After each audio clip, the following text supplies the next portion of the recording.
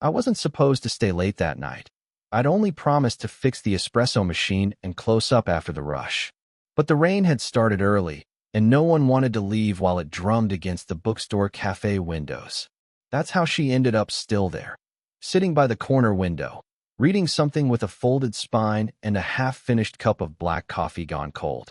Her name was Evelyn. She never told me her age, but I knew she was older, not because of wrinkles or anything like that, but because she had that calm people get only after breaking too many promises, including to themselves. I first noticed her hands. They were steady when she turned a page, slow, deliberate. The kind of hands that had once held things too tightly and now refused to hold it all. I was wiping the counter, pretending not to look. "Does that machine ever work properly?" she asked, without looking up. Her voice was low, smooth, the kind that could make you feel seen and dismissed in the same breath. "It's temperamental," I said, glancing at the sputtering espresso machine. "Like most things worth keeping." She gave a small laugh, not amused, exactly, but something like recognition. "Then maybe you and it understand each other." I didn't know what to say to that, so I just smiled and went back to cleaning, slower this time. I could feel her eyes on me, the kind of attention that made the air heavier, like dust catching light. When she finally looked away, I realized I'd been holding my breath. The shop was nearly empty by then. I started stacking chairs. She didn't move. "You don't have to wait out the rain," I said. "It's not getting any lighter." "I'm not waiting for it to stop," she said. "I just don't want to go home yet." I nodded, pretending to understand. Maybe I did. I wasn't sure what she was running from, or who. But there was something in her stillness that made me feel like I'd interrupted a silence that wasn't meant to be broken. After a while, she closed her book and stood. Her coat brushed against my arm as she passed, and I caught a faint trace of her perfume, not sweet, more like cedar and cold air. It lingered longer than it should have. She paused by the door, turned slightly. "Don't look at people like that," she said. "Like what?" "Like you want to understand them." I blinked, not sure if she was joking. "And how should I look at them?" "Don't," she said simply. Then, almost softly, "Don't love me." I didn't know where that came from. Maybe she'd seen something in my eyes, curiosity mistaken for something heavier. Maybe it was just habit, a line she'd used before to keep people at arm's length. But the words landed like rain on metal, sharp, echoing. "Then hate me while I love you," I said, without thinking. She froze. The door stayed half open, a breath between leaving and staying. Her eyes, pale, steady, met mine, and for a second, the sound of rain disappeared. Then she left. I still think about that moment. The way her voice cracked slightly on the word "don't." The way my heart betrayed me by answering something I didn't even understand. I saw her again 2 days later, same seat, same cup of black coffee. She didn't mention what either of us had said. But when I passed her table to wipe it down, she didn't move her hand, and for one quiet second, my fingers brushed hers. It wasn't a spark. It was worse. It was the quiet certainty that something had already started, something neither of us had permission to feel. She came back on a Thursday. Same seat, same coffee, same unread book. I told myself it didn't mean anything, that maybe she liked the quiet, the rain, or the way the shop smelled faintly of roasted beans and paperbacks. Still, when I saw her at the counter again, I almost dropped a stack of cups. "Espresso?" I asked, trying to sound casual. She looked up, those pale gray eyes catching the warm light from above. "You remember." "I remember everything that breaks the machine," I said. It was a joke. Sort of. She smiled, barely. The kind of smile that wasn't for me. Just something she couldn't hold back in time. The shop was slower that evening, quieter. My co-worker had left early, so it was just us. The clock ticked above the pastry case. She sat near the counter this time, her coat draped across the chair. I noticed a small tear at the cuff, carefully stitched back together. The sort of thing only someone who repairs their own life one quiet thread at a time would do. When I brought her coffee, she said, "You're working too late again." "I could say the same about you," I replied. "I don't work here," she said. "Still looks like you're hiding from something." She didn't answer, just looked down at her cup. The steam had already started to fade. For a second, I saw it. a kind of exhaustion in her face that didn't belong to sleepless nights, but to years of holding herself too still. You ever get tired of being careful? I asked. Her eyes lifted, sharp, almost defensive, but then softened. Careful keeps people from doing stupid things. Like talking to strangers in coffee shops? Exactly.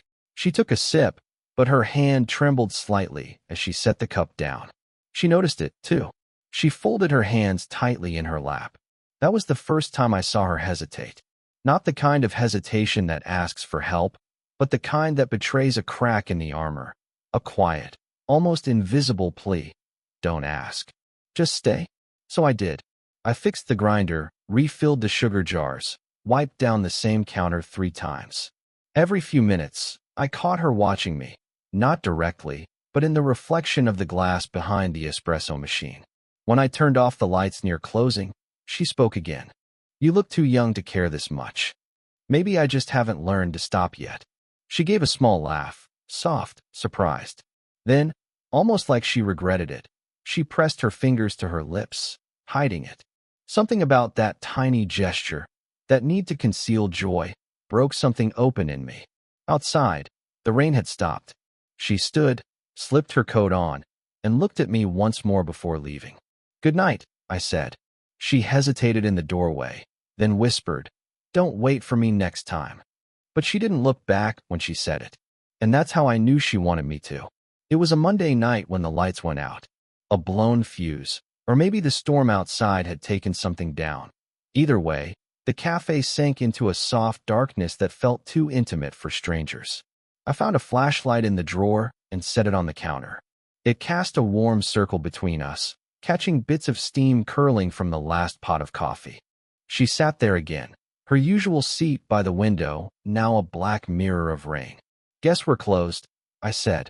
Looks like you're trapped with me, she replied, voice low, amused in that careful way she used when pretending something didn't matter. I pulled up a chair across from her. Could be worse.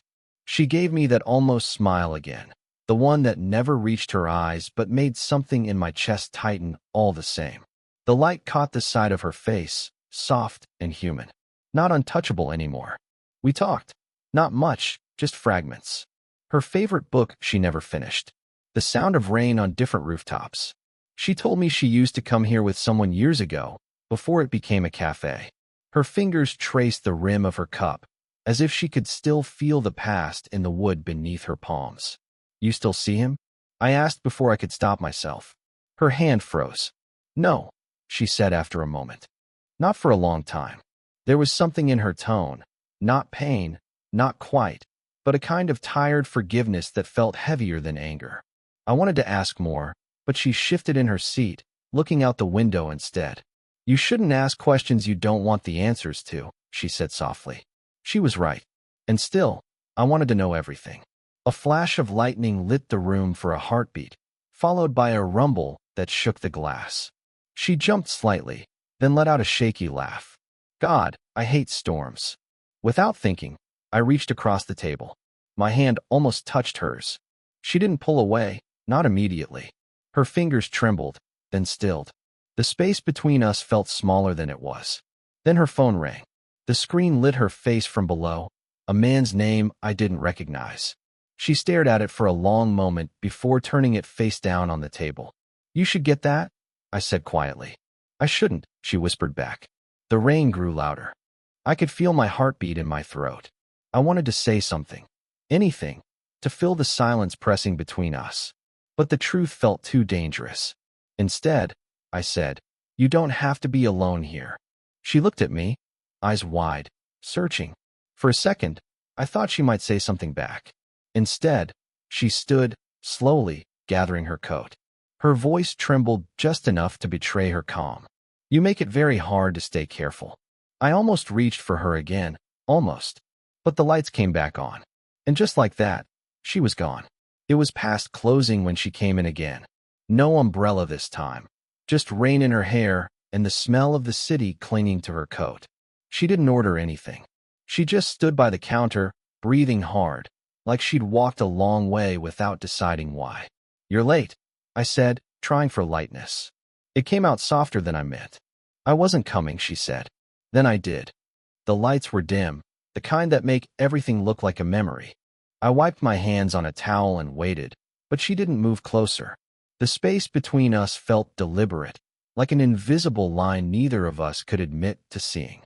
"You shouldn't be here this late," I said. "I know." But she didn't leave. For a while, the only sound was the refrigerator humming in the corner. She leaned on the counter, her eyes tracing the wood grain.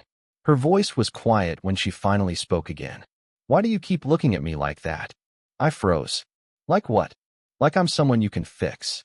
Her words hit sharper than they should have. I tried to laugh it off, but it came out wrong. "I don't think you're broken." "Then you're not looking close enough," she said. Something inside me cracked a little at that. I wanted to reach out, to tell her that wasn't true, that maybe she was the first person who ever made silence feel like something worth listening to. But I couldn't find the words that wouldn't ruin it. So I said nothing. She exhaled, long and shaky. "You think this is simple, don't you?" "No," I said quietly. "That's the problem." She laughed once, small and humorless. "You don't even know what you want." "I do." That stopped her. She looked up at me then, really looked. There was something raw in her face, the kind of openness that only happens when someone's too tired to keep pretending. "I can't give you what you're looking for," she whispered. "I never asked for anything." That's what makes it worse. We just stood there, the air thick with everything unsaid. I could hear the rain again, tapping against the glass, steady and cruelly calm. She took off her gloves, fingers pale and trembling. I wanted to take her hand, but it felt too final, too dangerous, like crossing a line neither of us could return from. After a long silence, she stepped closer. The faint scent of cedar from her coat mixed with coffee and damp air. "What are we doing?" she asked. Her voice broke on the last word. I didn't answer, because I didn't know. Because saying it out loud might turn it into something real, and real things break. She turned away, her reflection flickering in the glass door as she reached for it. "Don't look at me like that," she said again, softer this time. "It makes it harder to leave." And before I could stop her, she did. The bell above the door gave a single, hollow ring.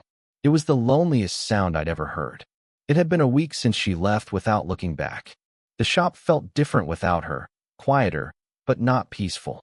The kind of quiet that hums underneath your ribs. I kept telling myself it was good she wasn't coming around anymore.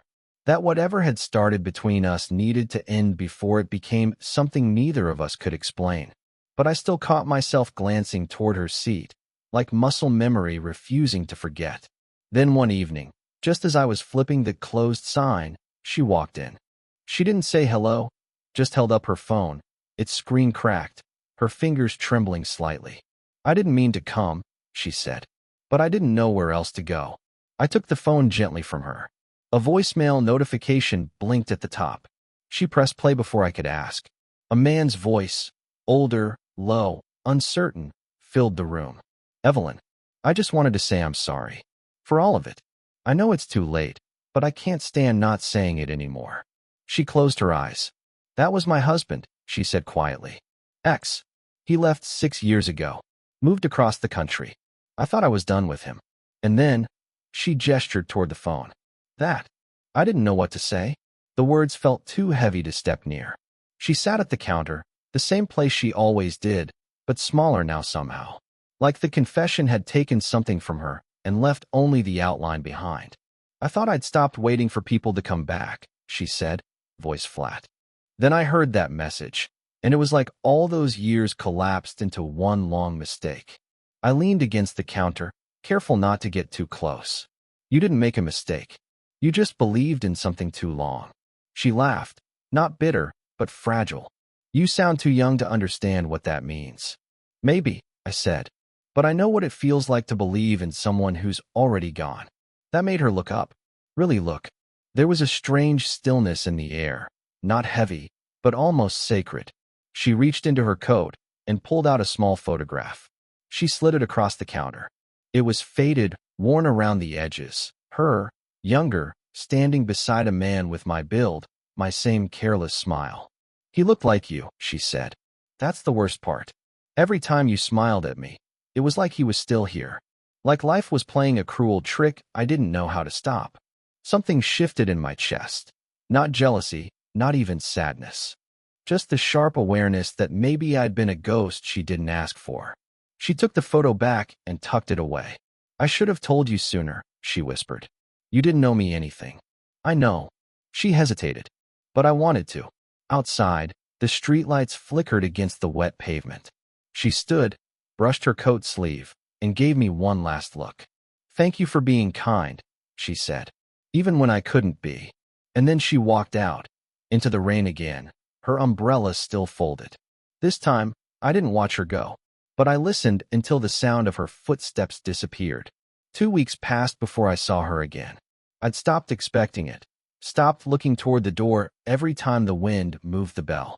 But when she appeared one late afternoon, framed in sunlight instead of rain, I felt something shift inside me. Not excitement, not relief. Just a quiet, certain ache. She didn't say anything when she entered, just nodded toward the counter, like we'd left a conversation unfinished. Maybe we had. I poured her usual before she asked. She smiled faintly at the cup, tracing the rim with her finger. You remember too much, she said. I forget plenty, I replied. Just not you. That earned the smallest exhale, part laugh, part sigh. She sat at the same seat by the window, but she didn't open her book this time. I joined her, breaking the habit of distance. The cafe was nearly empty. Outside, the sky had that washed-out color between day and evening. Everything looked softer, less certain. I listened to the message again, she said after a while. Then I deleted it. I nodded, waiting. It didn't hurt the way I thought it would, she added. It just felt over. Finally. That's good, I said, though the word felt too small for what it meant. She turned to me. You made it easier to end something that wasn't really there anymore. I didn't mean to. I know. She smiled again, tired, grateful. That's what I liked about you. Silence settled between us, not heavy this time, but alive, filled with the quiet hum of things neither of us needed to explain anymore. I watched her tuck a strand of damp hair behind her ear, fingers trembling slightly. She looked human again, not mysterious, not untouchable. Just a woman sitting across from a man who didn't know when caring had turned into something else. I kept trying to make sense of it. I said, why you kept coming back? She looked down at her hands. Because you didn't ask me to. That stopped me. There was nothing to add. Nothing that wouldn't break the fragile truth sitting between us. After a moment, I reached across the table. My hand brushed hers, barely, like a question. This time, she didn't move away. Her fingers turned slightly, just enough that our palms rested together, neither holding nor letting go. We sat like that for a long time, the light fading around us. I don't know what this is, she said. Maybe we don't need to name it. Her eyes lifted to mine, steady, calm, unguarded. That sounds dangerous. It probably is. She gave a soft laugh, the first real one I'd heard from her. Then she leaned forward, her forehead resting lightly against mine. No words, no promises, just the warmth of two people finally not pretending. Outside, the wind rattled the door once, then stilled. She whispered, almost to herself, you were never supposed to stay. I didn't, I said quietly. I just never left. And for the first time, she didn't walk away. It's been months since the cafe closed for good. The building's empty now, windows covered with brown paper, the faint smell of espresso still clinging to the walls. I walk past it sometimes, out of habit more than hope. Funny how a place can keep echoing even when it's gone. I still think about her. Not the way you think about someone you lost, more like how you remember a season that changed you. Quietly, without warning. Evelyn didn't disappear. She just started living elsewhere. We still talk sometimes, not often, but enough. A message every few weeks, a call every few months. Nothing heavy, nothing pretending to be what it isn't. Just proof that whatever we were still hums underneath the ordinary. The last time I saw her, we didn't meet in the cafe. We met by the pier, in late summer light. She wore her hair loose, wind in it, eyes soft but sure. We didn't talk about the past. We didn't need to. You look different, I told her. I stopped trying to feel old, she said. Turns out, it's exhausting. I laughed. She smiled. That was enough. We walked until the sun sank, saying almost nothing. It wasn't silence anymore. it was comfort. There's a difference, I've learned. Silence can be distance, or it can be peace. With her, it's both, depending on how I choose to hold it. She once told me, careful keeps people from doing stupid things. Now I think careful just keeps people from feeling things. I used to think love had to be loud, full of declarations, grand gestures, all that cinematic nonsense. But with her, it was quieter than breath. It lived in the spaces between sentences, in the way she'd touch her sleeve when she didn't want to say goodbye. We never labeled what happened. We didn't have to. Sometimes the most honest kind of love is the one that doesn't ask to be named. I learned that people don't always arrive in your life to stay. Some just show up to teach you how to see differently, to remind you that tenderness isn't weakness, and that connection, even the fleeting kind, can leave you more whole than before. Evelyn taught me that, without meaning to. Now, when I lock eyes with a stranger across a coffee counter or hear the low hum of rain against glass, I feel that same quiet pull, not toward her exactly, but toward feeling again. Maybe that's what love really does. It breaks you open just enough to let the world back in. If you've ever met someone who changed you without trying, someone who walked into your life and rearranged the silence, you'll understand. So tell me, have you ever loved someone you were never supposed to?